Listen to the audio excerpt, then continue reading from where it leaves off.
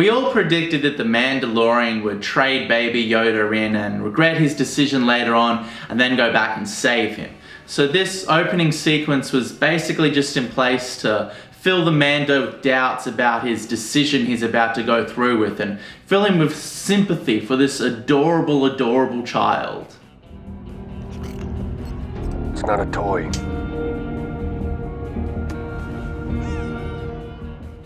The Mando then immediately goes to trade in this bounty to the remnants of the Empire.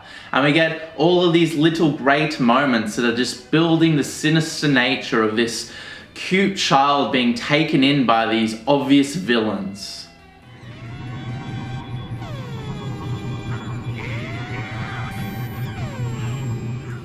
Being an orphan who was taken in by Mandalorian culture, I can understand why he traded Baby Yoda in. He has this need and urge to further integrate himself with this culture and ideology, and he's given this opportunity to get new armour and show himself as a worthy member of the society. So I understand and sympathise with his decision. What are your plans for it? How uncharacteristic.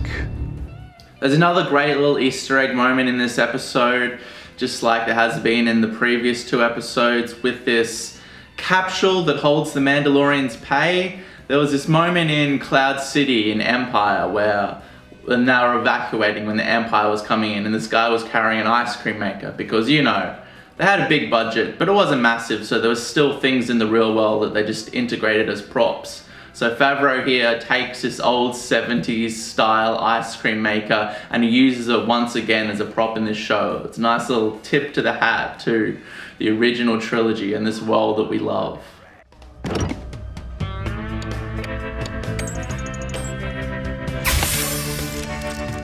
The music cue that surges when we see this mythosaur crest here is amazing. It's tense, it's impactful, it's complex and thriving. It has Western tropes, it has modern synth elements, and it has suspenseful strings. The composer for this series is amazing, and the music just enhances the storytelling tenfold in my opinion.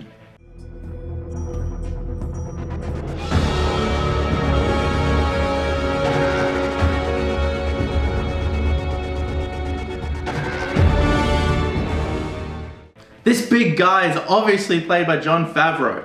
I mean, listen to his voice. It's Favreau's voice. And his body type, that's Favreau. We all know it. His name's on the credits, so he's trying to keep it on the download. We know it's you, Favs. We know it's you, man. These were cast in an Imperial smelter. These are the spoils of the Great Purge. The reason that we live hidden like sand rats. We get confirmation in this episode that the Empire was behind this Mandalorian purge that forced them into hiding.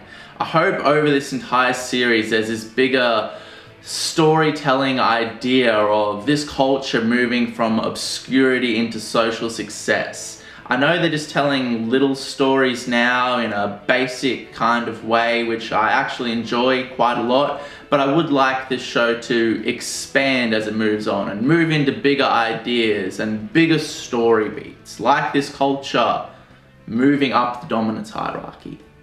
Our secrecy is our survival. Our survival is our strength. It's stated in this episode that only one Mandalorian can go above ground at a time to keep their numbers hidden. So I guess they're all happy with staying underground indefinitely while our hero swans around above ground days and days at a time. There's no like roster of who goes up, who gets each day. Hey, I get to go above ground on Wednesday. Phil gets Thursday and our hero gets Monday. Nah. Our hero's just above ground all the time, flying to different planets, going on his bounty hunting missions constantly, while everyone else is just below ground, hiding indefinitely. Okay, it's courteous of them. Now we live in the shadows and only come above ground one at a time. It's also stated in this episode that it's disrespectful for a Mandalorian's helmet to be removed in battle, and our hero states that his helmet has never been removed. Now I'm just going to assume this means never removed in public or in combat, because he has to like have a shower, brush his teeth, shave, get a haircut. Also, I find it kind of weird that Django never had a problem with removing his helmet. Have you ever removed your helmet? No, Has it ever been removed by others? never. This is the way. This is the way.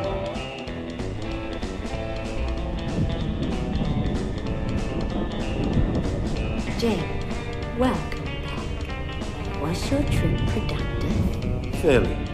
We get another flashback sequence that offers little to no new information. Man, forging armor really triggers the Mandalorian's PTSD, eh?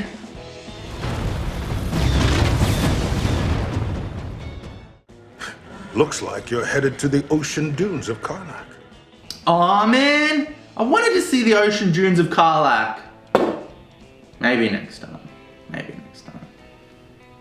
I thought the Mandalorian would go on a few more missions before he decided he needed to go back and save this child. But this little stick shift payoff and setup that they did here was a nice moment for the guilt to mount. It's really basic but quite effective storytelling.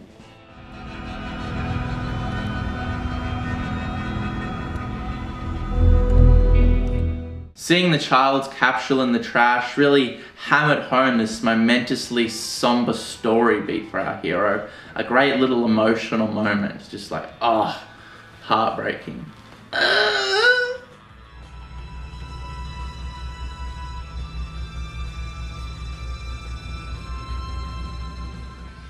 The violence we get when the Mando raids this Imperial facility is awesome. It has tension, it has suspense, and it has this sense of urgency because we've just seen the capsule in the trash and overheard this discussion about the child, and we know that he needs to get in there and get this little tiny cute baby out before something horrible happens to it.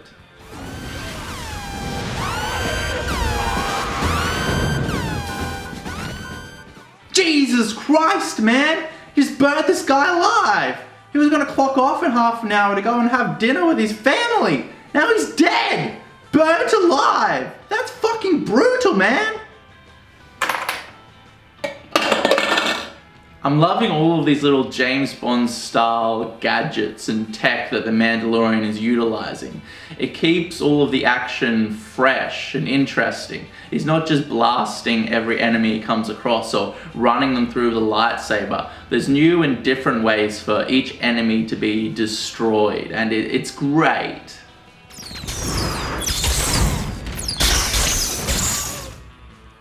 I don't understand why all of the bounty hunters still had their tracking fobs for Baby Yoda, even though the deal was obviously closed. It's also weird that they all simultaneously assume that the Mandalorian is recapturing the child and not just think it was the Empire taking the child off the planet.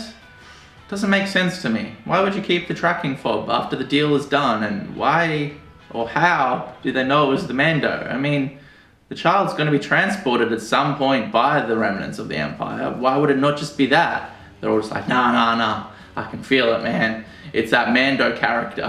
He's recapturing the child. We need to stop him for some reason. Also, why do they feel the need to stop him? That's his business. There's nothing to do with them.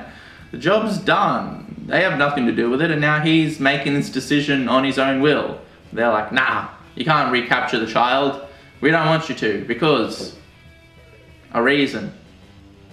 It's disrespectful, I guess, to the guild or something. I don't know.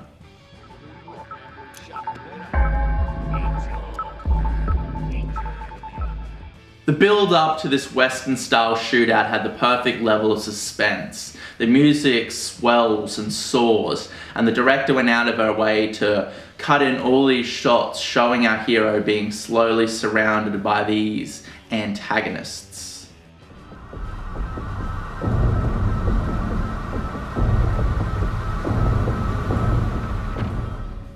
Also like this little stagecoach influenced moment where the Mandalorian was on this ship with this droid, and I just harkened back to a horse and carriage style shootout moment in a Western. It was just a little moment, but I get a kick out of all these little Western inspired moments that Favreau's pushing in here. God.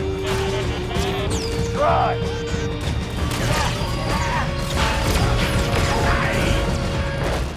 Wow, I was surprised when the Mando started disintegrating all of these bounty hunters. I guess he's not in the guild anymore, eh? Well, you dug this deep, you might as well keep on digging, I guess.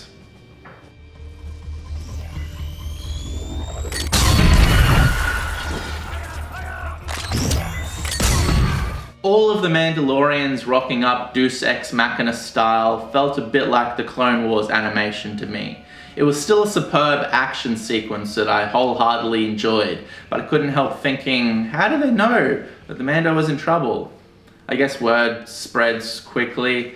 Either way, I hope this moment is the catalyst for their culture to start rising back up into the world and taking power and success.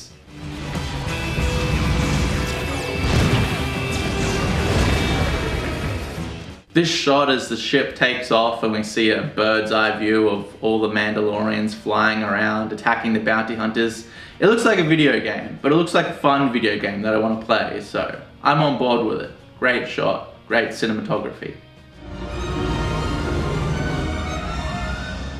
This salute from Fav's character to the Mando was a bit cringy at the end, but I guess it's like the Mandalorians adopting him into their culture and saying, you know what, man, we gave you a hard time before for working with the Empire, but we're alright with you now. If you're trying to save a child, we'll back you up. And when you're flying off, we'll give you a little salute to say, you're alright, man, you're one of us, you're part of the tribe.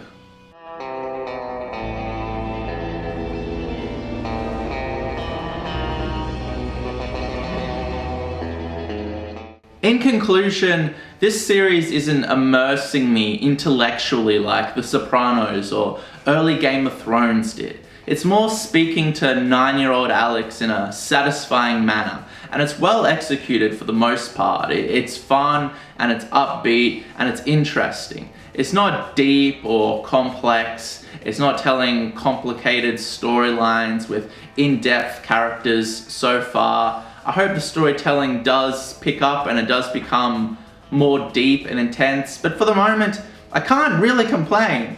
It's fun. I'm enjoying it. It feels kind of like a kid's show, but that's fine. I mean, why can't a grown adult enjoy a kid's television show? I mean, when it's this fun, how the fuck can you blame anybody? Anyway, it's also taken an interesting story turn. I expected the Mandalorian to be a bounty hunter for this entire series, but he's obviously out of the guild now, and this new and interesting element with Baby Yoda and the remnants of the Empire tracking him and the guild now after him, it makes me want to watch more. I always end each episode wanting immediately to watch the following episode, but having to wait a week to watch it. So that's good storytelling, and I'm enjoying it. Alright, thank you for watching, and it really help out if you guys could like, subscribe, and in the comments tell me how I got all the facts wrong and how my opinion is null and void. Thank you, and good night.